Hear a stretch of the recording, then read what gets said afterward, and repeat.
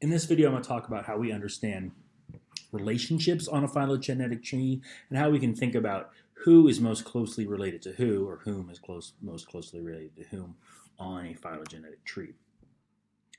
So we'll be working from this phylogenetic tree that has fish, frogs, mammals, turtles, lizards, crocodiles, and birds. So fairly large taxonomic groups with many families, genera, and species in them. This particular tree happens to highlight the fact that mammals and birds are both warm-blooded. They are therefore homeotherms and produce their own heat through metabolic processes. So they are both highlighted in red here. Versus reptiles, which are a group that excludes birds. They're shown in blue there. Turtles, lizards, crocodiles that are considered cold-blooded or ectothermic, that they have to regulate their heat through their behavior. So we're working from this tree here. So a question that might get posed sometimes is what are the relative relationships on this tree? For example, who is the closest relative of birds? Now, when there is a sister taxa or sister group indicated on a tree, it's pretty easy to determine that. So in this case, because birds and crocodiles are both emerging from the same node here, and they make this nice, easy forking relationship here, they are sister taxa, and we can therefore conclude that they are each other's closest relatives. So birds are most closely related to crocodiles on this particular tree. Crocodiles are most closely related to birds. However, maybe we want to think more broadly. We want to ask the question, who are turtles on this tree? Who are turtles most closely related to? In particular, are they more closely related to mammals, or are they more closely related to birds? And when you're not dealing with a nice branch, when you don't have sister species, there's no sister taxa defined here. There's no branch coming off of this line here to make this an easy question to answer. So sometimes people can get turned around. They might say turtles are closely related to mammals, or depending on how the tree is oriented, you can sometimes answer this question wrong. So we want to talk about how we think about this. This is an important question for understanding of science and phylogenetics in general. This isn't a huge issue when it comes to how phylogenies are used by biologists day to day, but it is a topic that comes up, especially in the broader public engagement with science. So who are turtles most closely related to, mammals or birds? When you're not dealing with sister species, what's key to understanding relationships like this are cousin relationships. So we're going to talk through, we're going to use an analogy here. We're going to think about how do these different species relate to each other as first cousins, second cousins, and third cousins, and what nodes or what positions on the tree would be considered parents, grandparents, and great-grandparents. So sister species or sister taxa are joined directly by a node, and they are each other's closest relatives, and we'd consider that node to be their parent. And then you can work down a tree and you can define positions that are analogous to grandparents and great-grandparents. So lizards are located here, and we can look up the tree, and they are going to be the cousins of crocodiles and birds. So how do they relate to turtles and mammals? So cousins call the same person their grandparent. So siblings, sisters, brothers, have the same parent, and cousins have the same grandparent. So we'd call this node the parent, and this node the grandparent. This is just an analogy. It's not exactly how things work. This is the parent node, this is the grandparent node. Cousins call each other this. Our cousins have the same grandparent. So lizards are cousins of crocodiles and birds because this is the grandparental node. The grandparental node gives birth, in this analogy, to the parental node, and the children of this parent are crocodiles and birds. So this is the grandparental node. Lizards are connected to there. Crocodiles and birds are connected to there. So again, crocodiles and birds are siblings, they're sister taxa. So the archosaurs are like their parent, this node here. The grandparents would be Diapsida. Diapsida includes birds, crocodiles, pterosaurs, all the dinosaurs, avian and non-avian dinosaurs, they all fall into Diapsida. In this analogy, reptiles would be the great-grandparents. So the parents of birds are the archosaurs, the grandparents are Diapsida, and the great-grandparents are Reptilia. So the parents of crocodiles are archosaur, the grandparents are Diapsida, and the great-grandparents are Reptilia. We don't have the parent defined yet here, but the grandparent of lizards are Diapsida, and the great-grandparents are Reptilia. We can even put a great-great-grandparent node here, and so the parents of birds are archosaurs, the grandparents are Diapsida, the great-grandparental node is Reptilia, and the great-great-grandparental node is Amniota. So all of the living taxa, all of the tips that are downstream or descendant from this node have the same great-grandparent. So mammals have this Amniota as their great-grandparent, turtles have Amniota as their great-grandparent, lizards, crocodiles, and so forth. Now for these branches here, there are no nodes here. With fossils, we could perhaps fit this together, but there aren't parents or grandparents or even great-grandparents indicated on these branches. But we can apply a certain logic and a certain analogy to fill in where those positions might be. So birds and crocodiles, they are joined at the same node, they're sister taxa. We'd say that's the parental node. Again, this is an analogy. We can imagine a theoretical parental node for our other taxa. So we could imagine there was an ancestor here for lizards that we'll consider the parent. The turtles and mammals and all these other groups have a parent here that all occurred about at the same time. We'll call this our parental node. This isn't actually how it works. This isn't actually how professional biologists use it, but it is a useful analogy. It's not how biologists actually use phylogenies in their day-to-day work, but this logic does help us understand the structure of trees.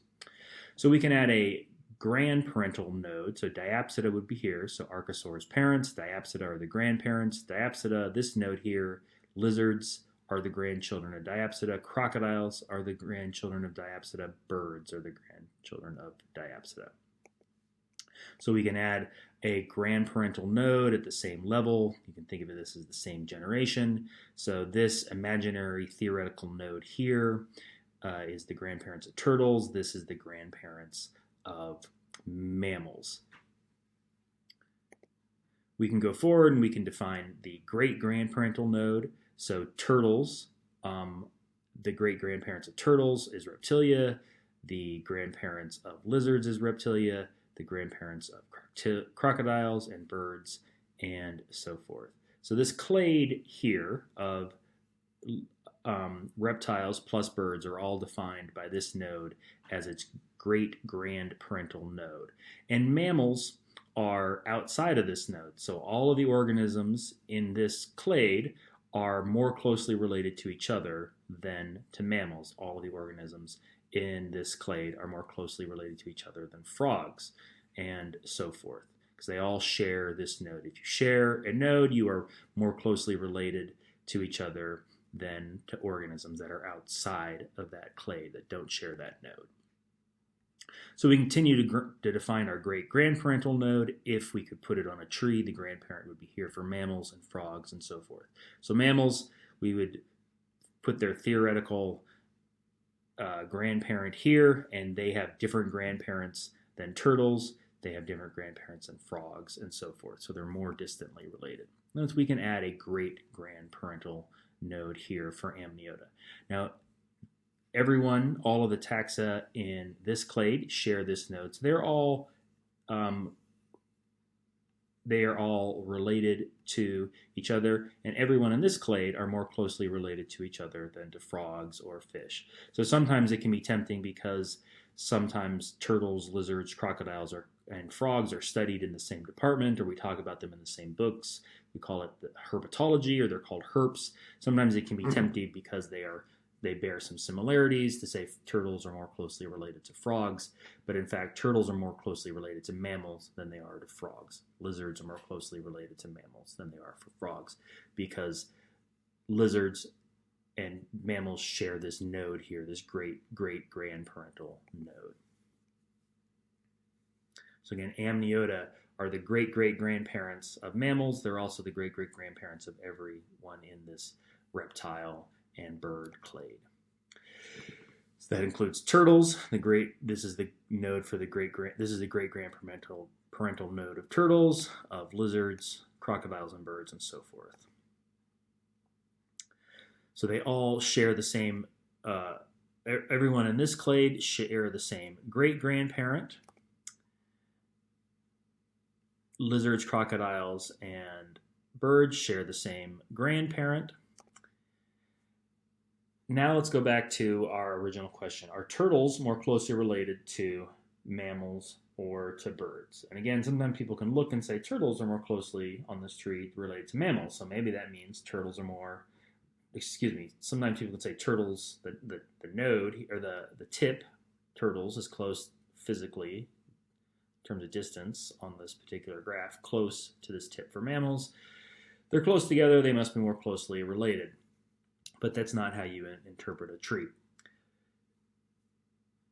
So let's work this through. So we're going to talk about turtles. Are turtles more closely related to mammals or to birds? We would consider turtles to be second cousins of crocodiles and birds. That's because they share a great-grandparents. When we say second cousin, we mean you have the same great-grandparent as each other. So crocodiles and birds both have a grandparent in reptilia, and so do turtles. And we could figure out that this was the great-grandparent by working back and establishing those other levels. So that makes mammals the third cousins of crocodiles and birds. So third cousins call the same person their great-great-grandparent. So turtles and birds share the same great-grandparent, while turtles and mammals share the same great-great-grandparent. So you're more closely related to someone who you share a grandparent with. So lizards, crocodiles, and birds are more closely related to each other than to turtles or mammals. And you're less closely related to someone with whom you share a great-great-grandparent. So lizards, crocodiles, and birds are cousins, and they are second cousins with turtles, so they're more closely related to their cousins than their second cousins. And you're only distantly related to anyone you share the same great-grandparent with, great-great-grandparent with. So turtles and mammals share the same great-great-grandparent, while turtles and birds share the same great-grandparent. This should be just great-grandparent here. Sorry about that. So turtles are more closely related to birds than they are to mammals. Kind of a related issue, or an issue that makes sense when we start thinking in these terms, is sometimes there's groupings that were put together in a previous time before we had phylogenetics and DNA used to the extent we do now, and they're not a clade, and some ecologists, some biologists can make a big deal out of the fact. Like, for example, we often talk about reptiles. We put all the cold-blooded organisms together, crocodiles, lizards, turtles, put them all together, call them reptiles. That's not a clade because it lacks one of the ancestors. It lacks Aves. And the goal when we group things together taxonomically, we want to include the closest relatives. So crocodiles are more closely related to birds than they are to lizards. Lepidiosaur are lizard, Tetsudians are turtles. So crocodiles are more closely related to birds than they are to lizards. So why are birds not included in the family? It's like having a family reunion and inviting your cousins and your second cousins, but not inviting your own siblings. Or if you're going to have a group with turtles, you're going to include your second cousins and you're going to include all your other cousins, but if you're already including, I'm thinking about this from the wrong way, ignore what I just said here. From the perspective of lizards, you're including crocodiles and Tetsudians. Why exclude aves? Again, they are more closely related. Sorry there, lost my train of thought a little bit. But the goal is when you're creating groups, when you're creating taxonomic groups and going to give them to a name, you want to include all of the relatives and your most close relatives. So crocodiles are more closely related to birds than to lizards. Lizards are more closely related to crocodiles and birds than they are to turtles. Why do turtles and lizards show up in the same group and not birds? It would make a lot more sense to make a new group that included birds and all these other organisms.